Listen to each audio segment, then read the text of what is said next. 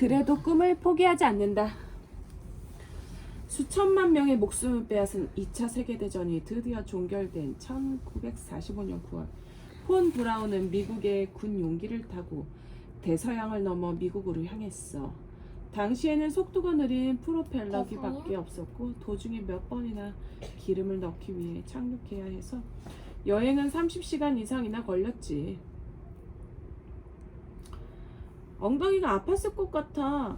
도착했을 때 어떤 기분이었을까? 드디어 나치에게 벗어나 자유를 찾게 되었으니 후련한 기분이었을까? 한편으론 불안하기도 했을 거야. 가족은 독일에 남아 있었거든. 폰 브라운의 신변은 미국군이 관리하고 있었으니 행동도 자유롭지 못했지. 그런데다 미국인에게 독일인은 바로 얼마 전까지만 해도 피를 흘리며 싸우던 상대였으니 독일을 향한 시민들의 감정도 무시무시했지. 그래서 폰 브라운은 일반인과 이야기할 때 스위스인이라고 거짓말을 했대. 그렇구나. 완전한 자유를 얻은 건 아니었네. 하지만 미국에 와서 드디어 우주 로켓 개발을 할 수 있게 된 거잖아. 그런데 미국 육군이 요구한 업무도 역시 미사일을 개발하는 일이었어. 그렇구나. 모두 전쟁만 생각했던 거네. 그래. 2차 세계대전이 끝나자마자 바로 냉전이 시작했어. 언제 전쟁이 터져도 이상하지 않았으니 미국도 소련도 경쟁을 하듯 군사기술 연구 개발에 힘을 쏟고 있었지. 그럼 대체 언제쯤 우주 로켓을 개발할 수 있게 된 거야? 미국에 건너가고 10년이 지난 뒤에도 폰 브라운은 여전히 미사일을 개발해야 했어.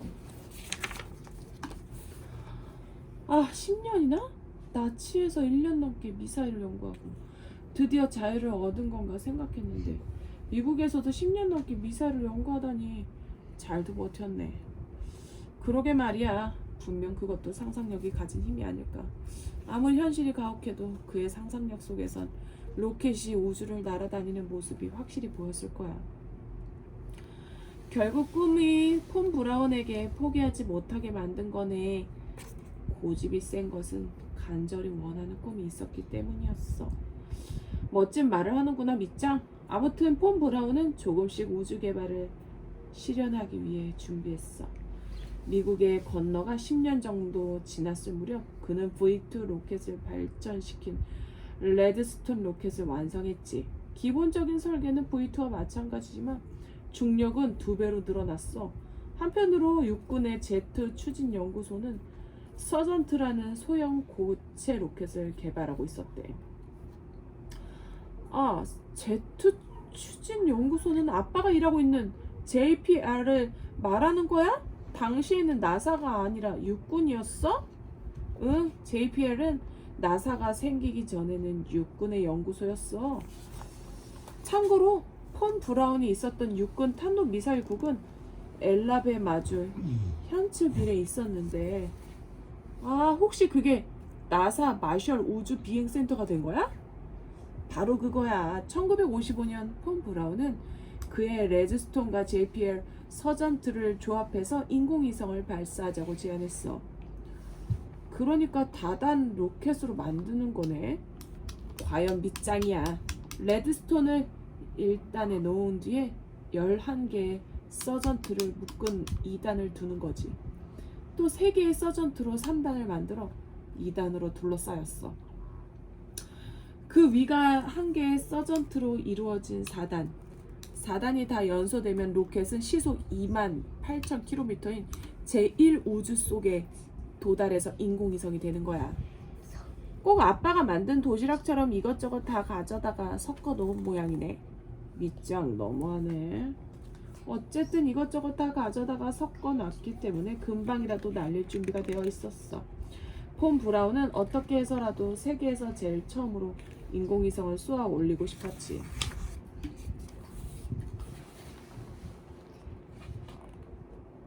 뭐야? 왜 이렇게 신기하게 생겼어?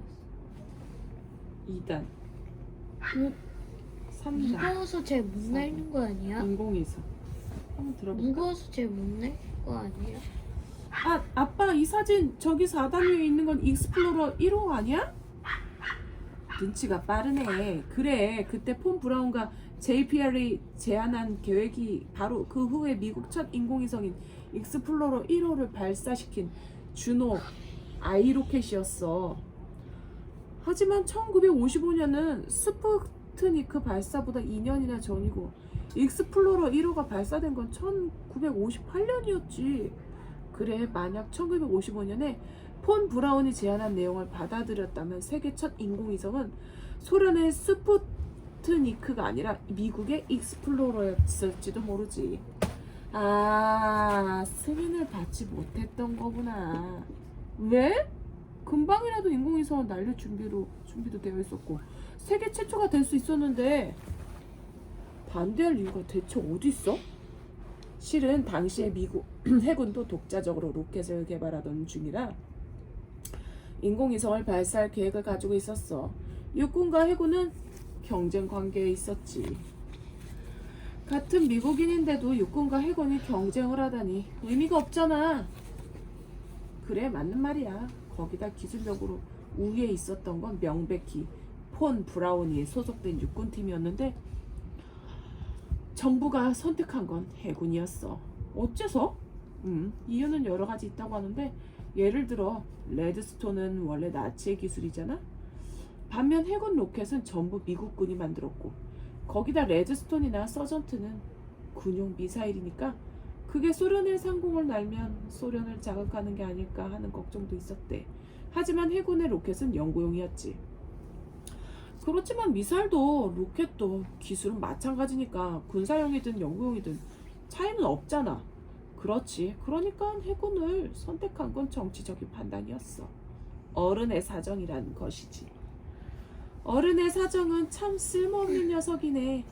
그러게 폰 브라운은 1956년 이 4단 로켓을 사용해 탄도의 재도립 실험을 실시했지만 폰 브라운이 조용히 인공위성을 발사하지 못하도록 4단에는 연료가 아닌 모래를 채워 넣었대.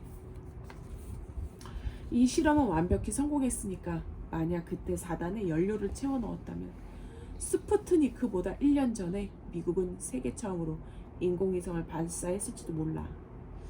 미국의 우주 개발을 뒤처지게 한 건 소련이 아니고 미국 자신이었네. 애당초 정치가나 군인의 대부분은 인공위성을 발사하는 게 그렇게 중요한 일이란 생각을 하지 않았대. 냉전에서 이기기 위해선 그것보다 핵미사일이 중요하다고 생각했거든. 정치가는 어느 시대든 상상력이 부족하구나. 미국인의 자만도 작용했다고 봐. 소련의 기술은 미국보다 뒤처졌다고 모두 믿고 있었으니 설마 소련이 먼저 인공위성을 발사할 거란 생각은 못한 거지. 예를 들어 이런 발언을 한 미국의 상원 의원이 있었어. 소련에 가보니 길에서 자동차를 거의 볼 수 없고 지나가는 자동차라고 해봤자 낡아빠진 것들 뿐이었다.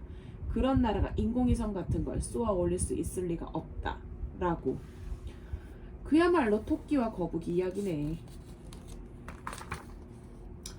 그래. 그리고 토끼가 잠든 사이에 거북이는 아무도 모르게 조용히 인공위성 발사를 준비하고 있었던 거야. 오.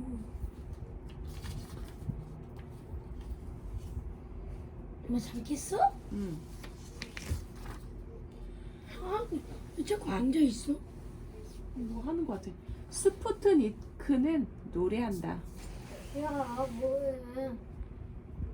세계 첫 인공위성 스푸트니크 1호의 등장이다.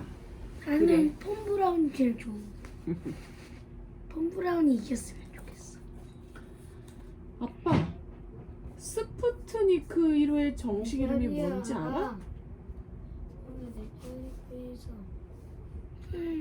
엄마 옆에서 보고 싶은데. 좀 해줘야지. 아, 완전 가벼워가지고. 이거. 스푸트니크가 아이고. 정식 이름이 아니었어? 미워. 사실은 프로스테이시 스푸트니크 1호야. 러시아로 해석하면 단순한 위성 1호라는 의미래. 그건 몰랐어. 그렇다는 건 위성에 위성이라는 이름을 붙였다는 뜻인가? 밑장이 어렸을 때 팬더 인형에 팬더라는 이름을 붙인 거랑 똑같네.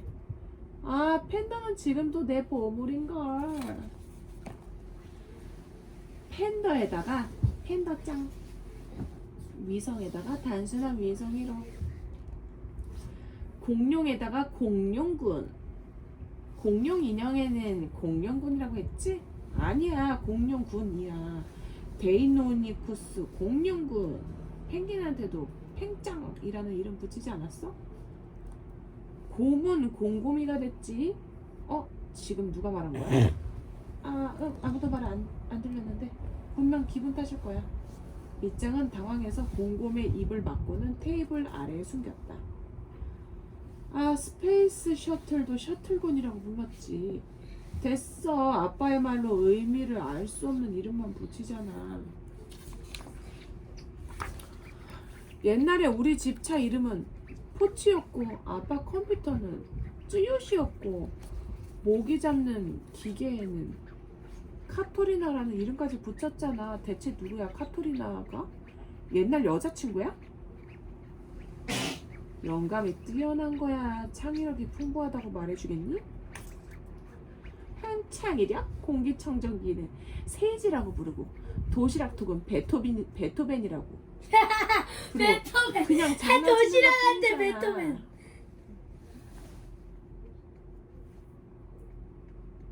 시끄러워. 도시락한테 베토벤. 요즘은 밑장을 정말 이길 수가 없구나. 곤란하지? 졌습니다. 탐사기 이름하면 아빠는 역시 보이저가 좋아. 항해자. 탐사기에 그 이상으로 잘 어울리는 이름은 없을 거야. 일본의 탐사기 이름도 크루라고 하잖아. 하야부사,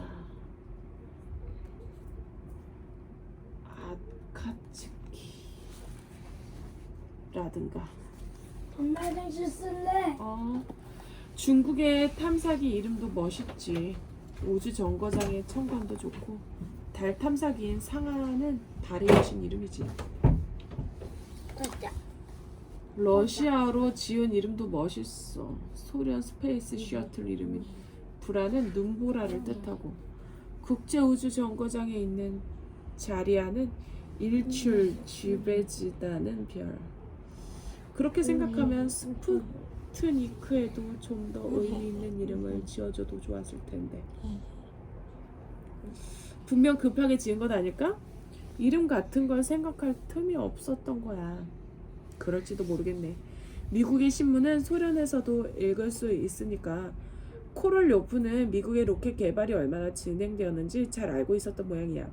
어떻게든 폰 브라운보다 먼저 자신이 세계 첫 인공위성을 쏘아 올리고 싶어서 초조했겠지. 꿈에 대한 열망뿐만 아니라 자존심도 강했네. 자존심이 스스로를 발전시키는 동기가 된다면 건전한 게 아닐까? 다른 사람을 짓밟으려고 한다면 좋지 않겠지만. 코롤로프는 어떻게 해서 스푸트니크를 발사하도록 설득한 거야? 소련 정치가는 우주에도 관심이 있었어? 소련에서도 반대 의견이 더 많았다고 하는데 코롤로프는 최고 권력자인 후르시오프의 지지를 얻어냈어. 민주 국가는 다수의 동의가 없으면 일을 진행할 수 없지만 소련은 독재 국가였으니 독재자 한 사람이 원하는 것은 무엇이든 가능하거든. 뭔가 복잡하네. 독재자 한 사람이 원하면 무엇이든 할 수 있기 때문에 독일도 소련도 많은 억울한 시민들이 죽게 된 거니까. 그래, 그러니까 과학기술이나 물질적인 풍요만으로 사회를 판단하면 안 되는 거지. 아무리 과학기술이 발전했어도 사람이 행복하지 않으면 아무 의미도 없는 거였어. 아무튼 그렇게 해서 1957년 10월 3일 꽁꽁 얼어붙을 정도로 추웠던 날 아침에 스푸트니크 1호를 태운 R7 로켓은 화물 열차에 실려 경납고에서 2.4km 떨어진 튜라탄 미사일 실험장의 발사대로 천천히 옮겨졌어. 튜라탄? 바이코누르가 아니고? 맞아. 바이코누르 우주기지는 당시 튜라탐이라고 불렸지. 로켓이 발사대에서 위를 향해 우뚝 섰고 다음날 밤 10시에 발사하기로 정해졌지. 코를로프와 동료들은 발사대에서 약 100m 떨어진 지하 벙커에서 그 순간을 기다렸어. 긴장된다.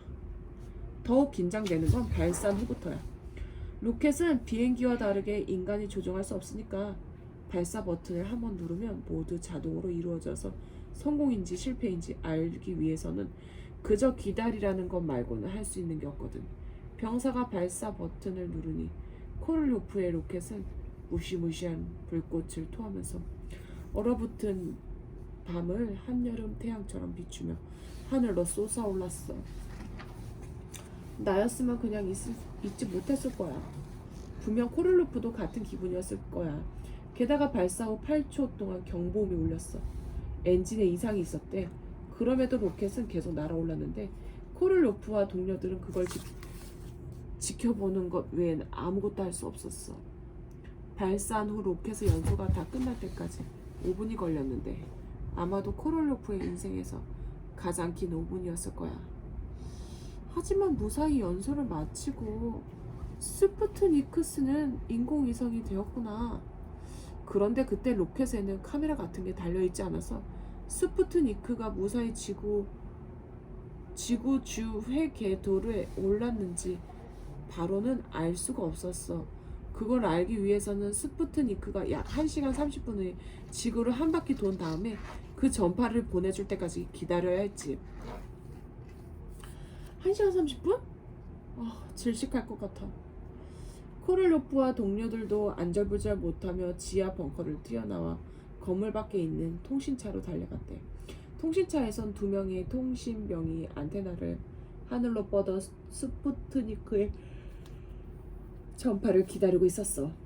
코를로프와 동료들도 마른 침을 삼키며 기다렸지. 빨리 스푸트니크. 아직이야? 아직이야. 아직이야? 아직이야. 아직 안 왔어? 아직 안 왔지. 뭘? 아빠 나 놀리려고 그러는 거지. 들켰나? 빨리. 그리고 1시간 30분 뒤. 왔을까? 왔을까? 나? 아빠 정말. 아빠. 드디어 통신병의 헤드폰으로 소리가 들렸어. 삐삐삐삐삐삐. 해냈어. 모두가 뛰어오르며 춤추고 울고 서로를 얼싸안고 기뻐했다고. 그리고 코를로프는 이것은 그 누구도 들어본 적 없는 음악이다라고 말했대.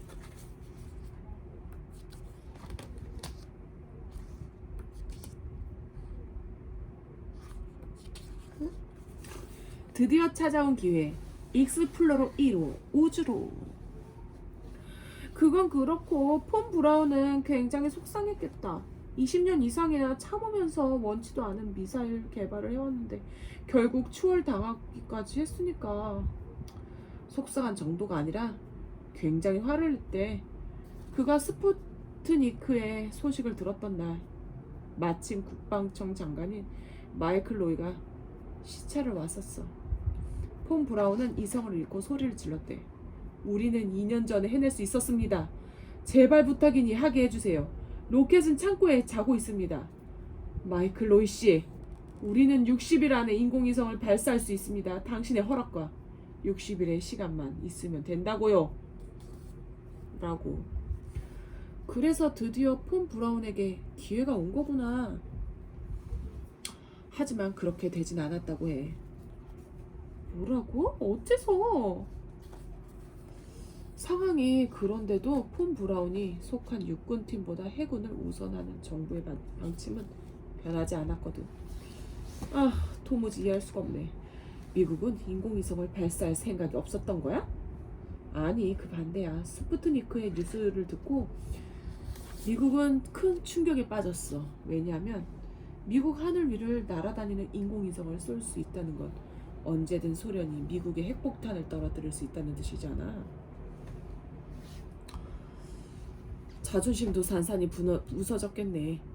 소련의 기술력은 미국에 훨씬 못 미친다고 생각했는데 가뿐히 뛰어넘었으니까. 그래서 미국 정부는 해군에게 조금이라도 빨리 인공위성을 성공시키라고 압박했어.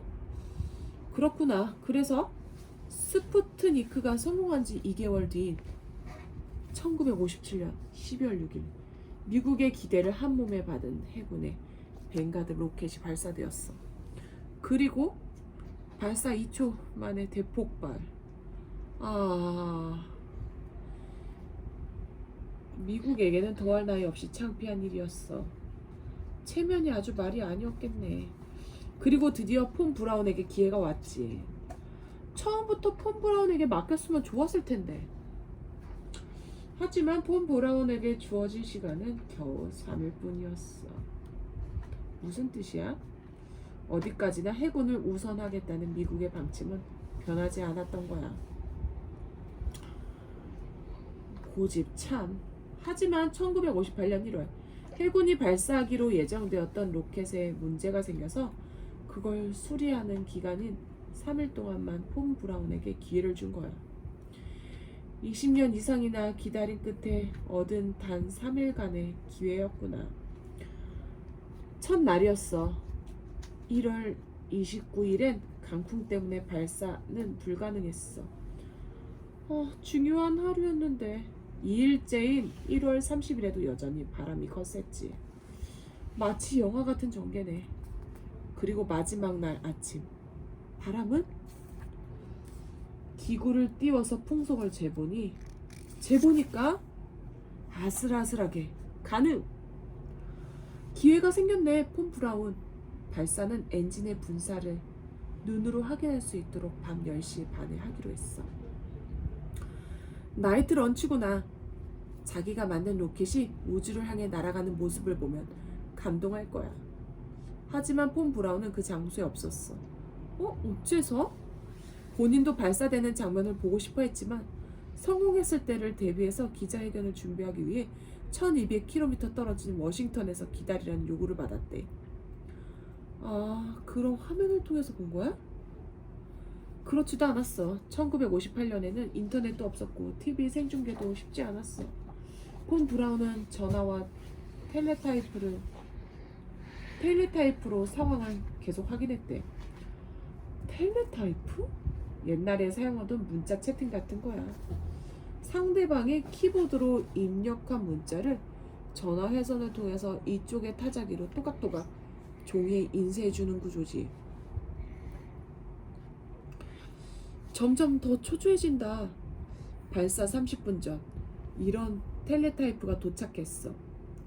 로켓의 모습이 조명을 받아 아름답다 라고. 실제로 보고 싶었겠다. 그리고 20초 10초 하고 텔레타이프의 문자를 통해 카운트다운. 발사! 분명 상상의 눈으로 보고 있었을 거야. 폰 브라운의 로켓이 불꽃을 뿜으며 우주로 여행을 떠나는 모습을. 로켓의 상황은 차분히 텔레타이프로 전해져 왔어. 1단, 2단은 정상적으로 연소했대. 폰 브라운이 기다리지 못하고 3단, 4단은 어떻게 되었냐고 물으니 아직 알 수 없다. 커피라도 한잔 하거나 담배라도 피우면서 기다리고 있을 것이라고 텔레타이프로 답장이 왔어. 커피 같은 걸 마시고 있을 수 있겠냐고. 몇 분 후 모든 것이 순조롭다는 연락이 왔어. 우선 발사는 성공적으로 이루어졌다는 거야. 문제는 인공위성이 제대로 지구 주의 궤도에 올랐는가 하는 점이지. 그게 더 중요하네. 스푸트니크랑 마찬가지네. 익스플로러 1호가 지구를 한 바퀴 돈 후 캘리포니아의 안테나가 전파를 받는 건 12시 30분이 지난 때를 예상하고 있었어. 고통의 1시간 반. 나라면 졸도할 것 같아. 그리고 12시 30분이 되었어. 전파는 오지 않았지. 1분, 2분. 왔어? 안 왔어. 3분, 4분. 아직이야? 아직이야. 5분, 6분. 아직도 안 왔어. 폰 브라운과 동료들은 실패했다는 생각에 의기소침해졌대. 그리고 8분 후 캘리포니아의 4군데 안테나가 전파를 받았다고 한꺼번에 보고해왔어. 해냈다! 우와! 밑장은 마치 폰 브라운이 된 것처럼 펄쩍 뛰어오르며 기뻐했다. 전파가 늦게 도착한 건 궤도 주기의 예상이 몇 분 어긋났기 때문이었대. 폰 브라운과 동료들은 매우 들뜬 모습으로 기뻐했어. 이것 봐, 밑장. 이 사건을 본 적이 있지? 아빠는 스마트폰으로 재빨리 검색한 후 사건이 담긴 화면을 밑장에게 보여주었다.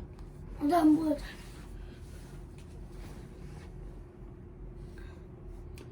물론이지, 세 사람이 들고 있는 것이 익스플로러 1호의 모형이잖아. 모형이래. 박제? 이건 성공 직후에 열린 기자회견 사진이야. 아, 사진 제일 앞쪽에 폰 브라운이 서 있구나. 무척 기쁜 얼굴이야. 아빠가 볼 땐 안심한 표정처럼 보이기도 하네. 그야 독일에서 미사일 개발을 시작한 후 26년이나 지났으니까 참 긴 시간이잖아. 대단하다. 26년, 그치?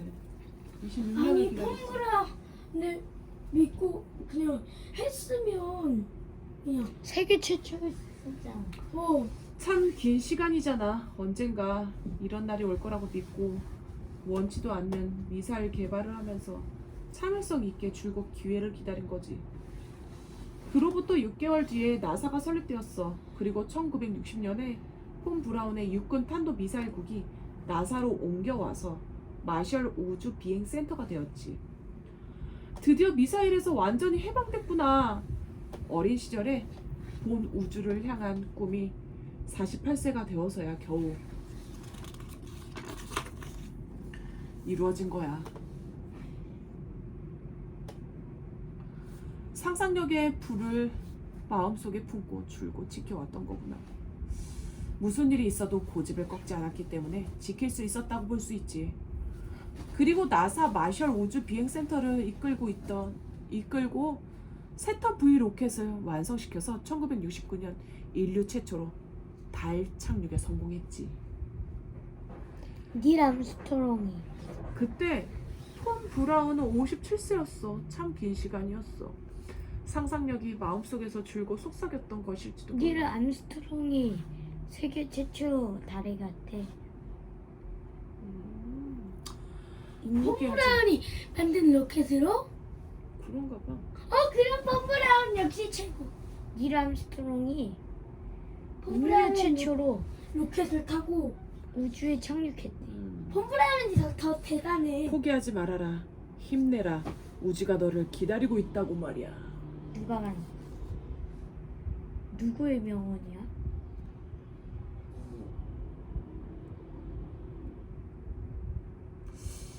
누구의 명언이야? 여기 이렇게 써있거든. 그때 폰 브라운은 57세였어. 참 긴 시간이었어.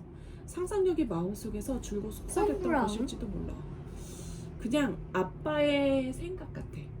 아빠가 폰 브라운이 마음속으로 포기하지 말아라. 힘내라. 우주가 너를 기다리고 있다. 이렇게 자기한테 말을 하면서 상상력이. 이건 뭐야? 이거는 아, 괜찮아. 죄송해요. 그게 뭐야? 아, 미안해. 부끄럽다. 아, 뭐해? 아, 이러지 마. 나도 모를 거야. 아, 봐봐, 이게 뭔지 모르겠어.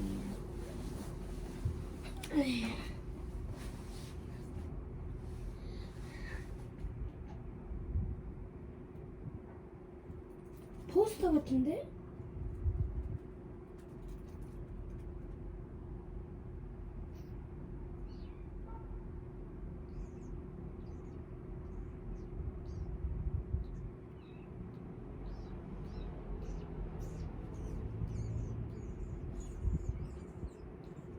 야, 이거 전단지네. 아, 뭐가? 막 거기로 응. 편지 같은 편지 아니면 막 사람들한테 가보라고 전단지 같은 막 거기 가보라고 편지를 썼거나 아니면 사람들한테 알리려고 가보라고. 근데 가보는 게 쉽지 않을 거야. PSO에 태양이 없습니다.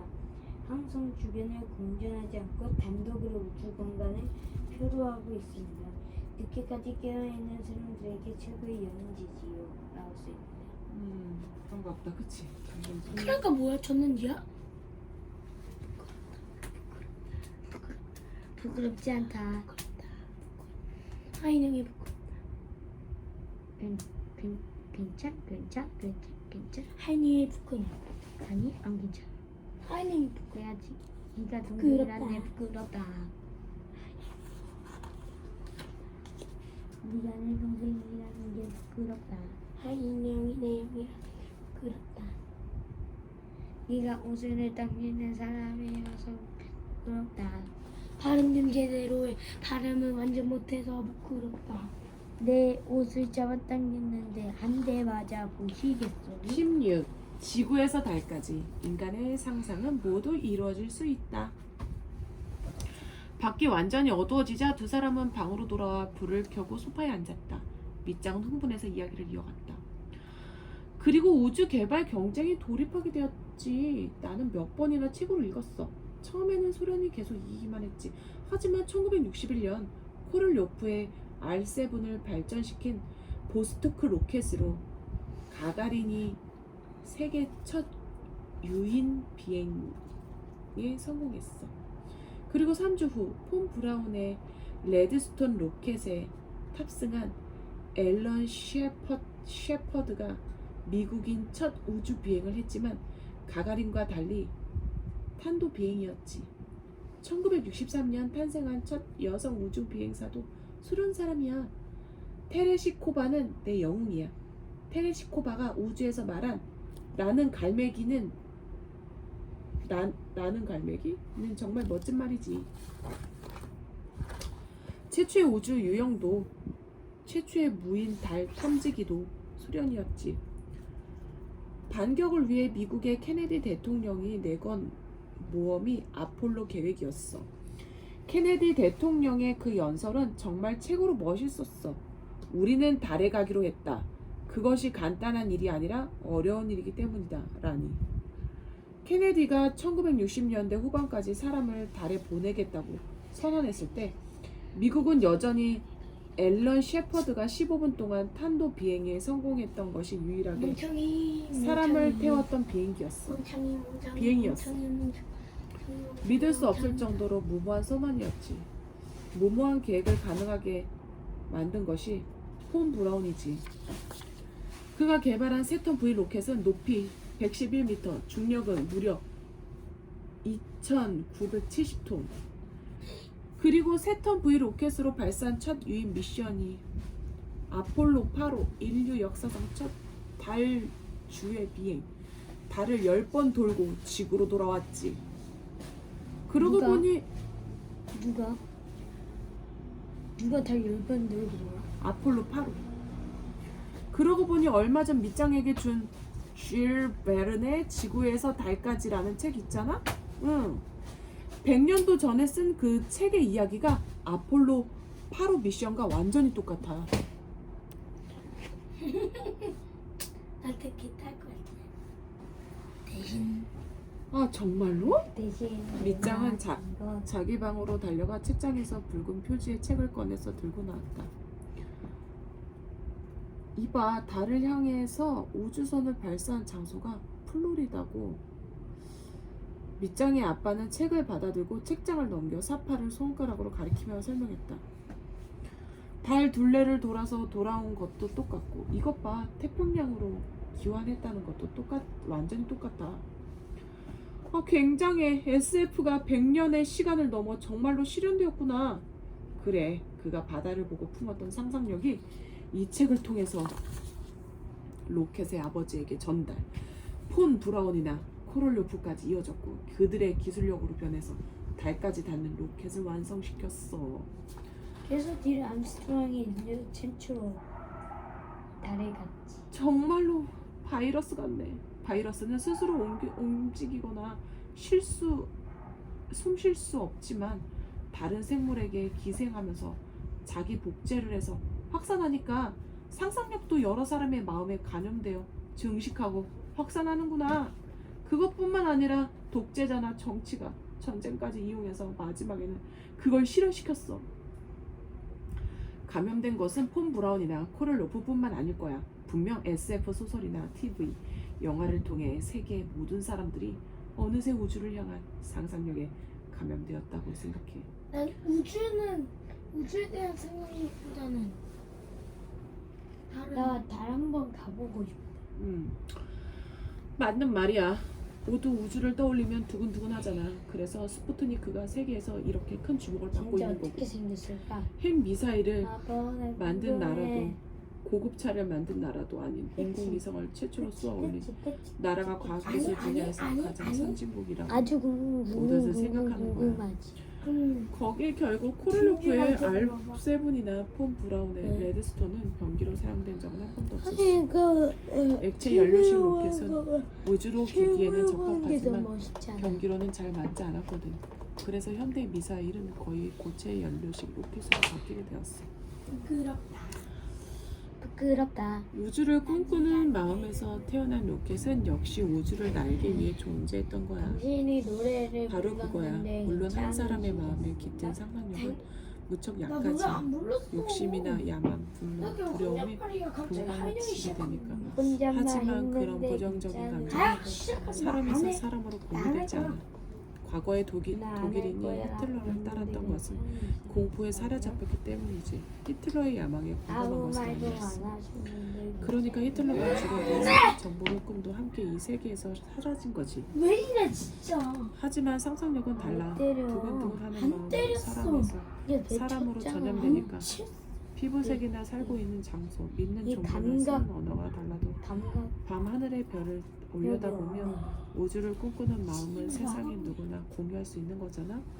그래서 상상력의 힘이 이렇게 혼자 강력한 나 거지. 화나게 하는구나. 그렇단다. 마치 작은 물고기들의 이야기. 화나면 때리는 거냐? 하나하나의 힘은 작아도 모두가 상상력을 공유하면 역사를 변화시키는 큰 힘이 되는 거지. 그리고 상상력은 시대마저도 뛰어넘어. 우주 개발을 길고 긴 시간이 걸리잖아. 바로 옆에 있는 달에 가는 데에도 줄 베른에 지구에서 달까지가 세상에 나온 뒤로도 100년이나 걸렸으니까. 하지만 상상력은 세대를 넘어 이어지는 거야. 인류가 상상력이라는 불을 지켜나간다면 분명 얼마든지 멀리까지 갈 수 있을 거라고 생각해. 트라피스트 1에도 물론. 하지만 그건 100년이나 걸리지 않을 거야. 왜냐면 내가 갈 거니까. 하하하. 정말 그렇겠네. 아, 아빠 안 믿는구나. 믿고 있지 당연히. 정말로?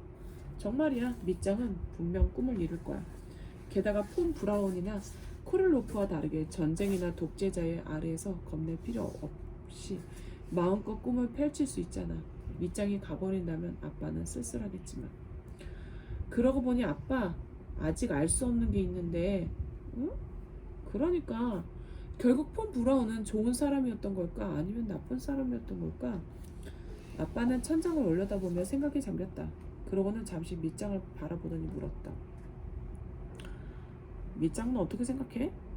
모르겠어. V2가 많은 사람의 생명을 빼앗은 건 절대로 용서할 수가 없어. 하지만 폰 브라운이 없었다면 인류는 달에 가지 못했을 테니까 위대한 사람인 것도 변함없는 사실이지. 그래, 정답은 없다고 생각해. 영화나 게임처럼 그 사람이 좋은 사람인지 아닌지 단순하게 구분할 수는 없으니까. 밑장은 안네 프랑크를 알고 있니? 응, 안네의 일기를 쓴 사람이잖아. 그래, 유대인이었기 때문에 나치에게 쫓기고 강제 수용소에 들어간 후 15살의 나이에 죽은 소녀지. 그녀는 이런 말을 했어. 여러 일이 있었지만 그래도 나는 믿고 있습니다. 인간의 마음은 선한 것이라고 말이지. 강한 사람이었네. 안내가 말한 대로라고 생각해. 원래 사람의 마음은 선한 것이라고 믿어. 그러면 어째서 전쟁이 일어나는 걸까? 아빠는 다시 잠시 동안 생각했다. 욕심 때문이지. 아마도 인류의 문명이 아직 미숙하기 때문이 아닐까? 생각해봐. 작은 아이는 쓸데없는 일로 싸우곤 하잖아. 무언가를 가졌다든가 갖지 못했다든가 하는 일로도 말이야. 하지만 아이들의 마음은 모두 순수하지. 그러니까 인류는 아직 작은 아이 같은 거네. 하지만 아빠는 긍정적으로 생각해. 인류가 공유하는 더욱 강한 상상력은 평화롭고 행복한 세계를 추구하는 마음이라고. 실현할 수 있을까? 폰 브라운과 세턴 V 로켓. 세턴 V 로켓 한번 봐봐. 뭐야? 이게 세턴 V 로켓이래. 엔진만 찍은 거 아니야? 그 발사하는 거. 맞아, 커? 그런 거 같아. 뭐 일이 커? 그럼 잘 못 날는 거 아니야? 너무 무거워서 잘 못 날는 거 아니야?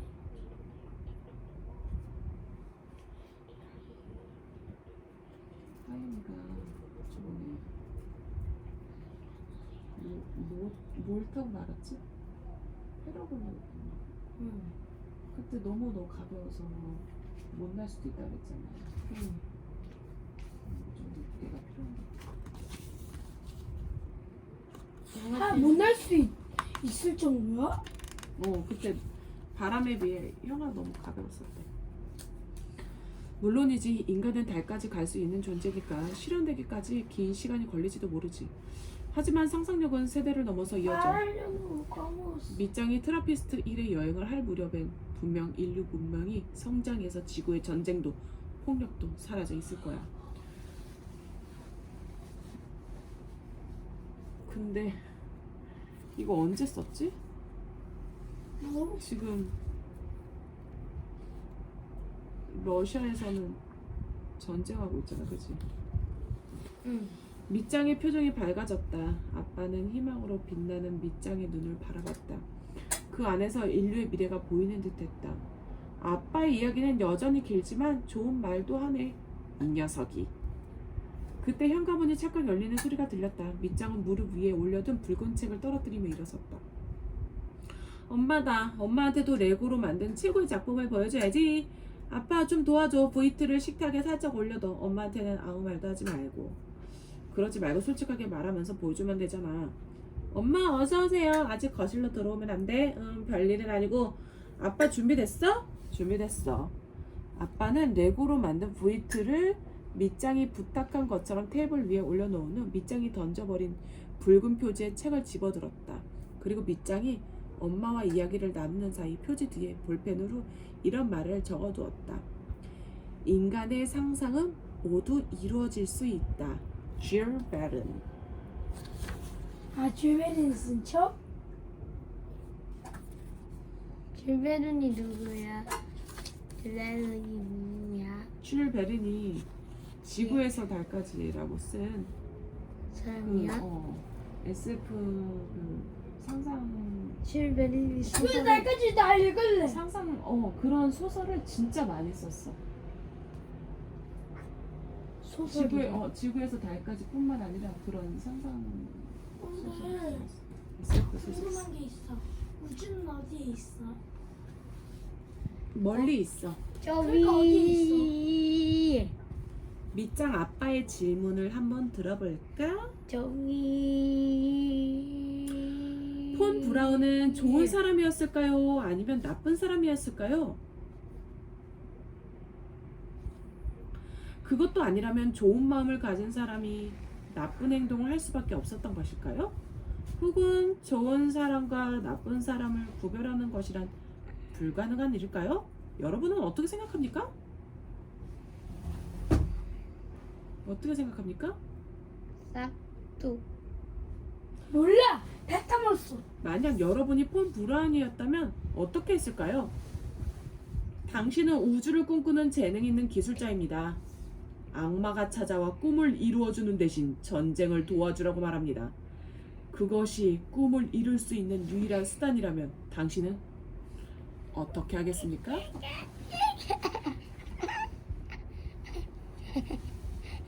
전쟁을 이용한 것은 로켓에 한정된 이야기는 아닙니다. 비행기, 컴퓨터, 레이더, 그리고 원자력도 전쟁 중 중요하게 쓰였습니다. 인터넷이나 GPS도 미국군이 개발했습니다. 군사와 과학기술은 현대에도 서로 의지하는 관계입니다. 여러분의 일상생활은 군사 기술을 통해 큰 혜택을 받고 있습니다. 여러분은 이것에 대해 어떻게 생각합니까? 아무것도 못하게. 과학기술은 20세기 이후 인류의 커다란 진보의 원동력이 되었습니다. 사람들은 풍요로워졌고 병이나 전쟁, 폭력으로 목숨을 잃는 사람의 비율도 매우 줄었습니다. 하지만 이 작은 행성에는 아직 괴로움과 슬픔 속에 사는 아이들이 많습니다. 어떻게 하면 모든 아이들이 굶지 않고 어려움에 처하는 일도 두려움에 떠는 일도 없이 자유롭게 꿈을 꾸고 그 꿈을 이야기하며 자신의 꿈을 쫓는 미래를 실현시킬 수 있을까요? 상상력을 발휘하여 생각해 봅시다. 여러분이 어른이 되었을 때 어떤 세계가 되어 있으면 좋겠습니까? 그러기 위해선 지금의 어른은 무엇을 해야만 할까요? 여러분이 어른이 된다면 무엇을 해야만 할까요? 지금 여러분이 할 수 있는 일이 무엇이 있을까요?